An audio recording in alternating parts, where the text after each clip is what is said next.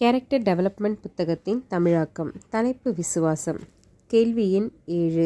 இரட்சிப்படைய கிறிஸ்துவுக்குள் விசுவாசம் அவசியமா? விளக்கம். அப்போஸ்தலர் 4ஆம் அதிகாரம் 10ஆம் வசனம் முதல் 12ஆம் வசனம் வரை.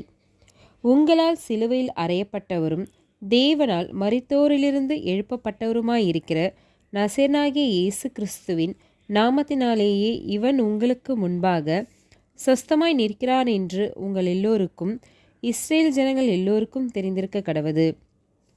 வீடு கட்டுகிறவர்களாகிய உங்களால் அற்பமாய் எண்ணப்பட்ட அவரே மூளைக்கு தலைக்கல்லானவர்.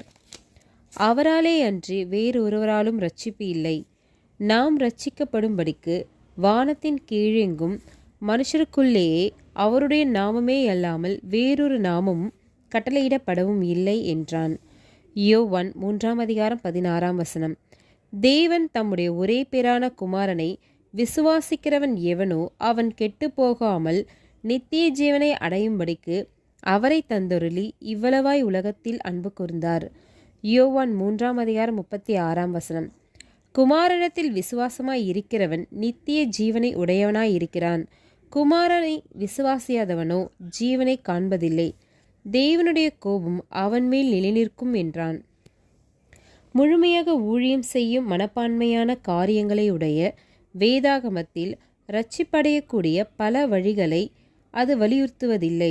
மேலும் தேவனை மதிக்காமல் இருப்பதின் மூலமாக கிடைக்கும் நித்திய அழிவை குறித்தும் அதிகமாக போதிப்பதில்லை. மாறாக மற்ற எல்லா நம்பிக்கையின் கதவுகள் அடைப்பட்டாலும் ஜீவனுக்கு போகிற ஒரே ஒரு திறந்த வாசலை மட்டும் காட்டுகிறது. அதில் பிரவேசித்து ஜீவனை பெறும்படி அழைப்பு கொடுக்கப்படுகிறது. இப்பொழுது இதை காண முடியாமல் அல்லது அதற்குள் நுழைந்த பின் கிடைக்கும் ஆசீர்வாதங்களில் ஸ்லாக்கியத்தை அறியாதவர்கள் காலப்போக்கில் முழு அறிவினால் நிரப்பப்படுவார்கள் என்று காட்டுகிறது.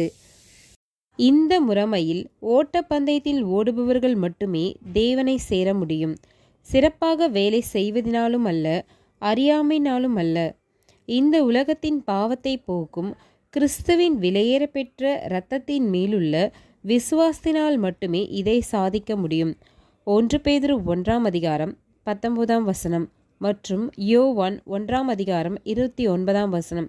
இதோ எல்லா ஜனத்துக்கும் மிகுந்த சந்தோஷத்தை உண்டாக்கும் நற்செய்தி இதுவே.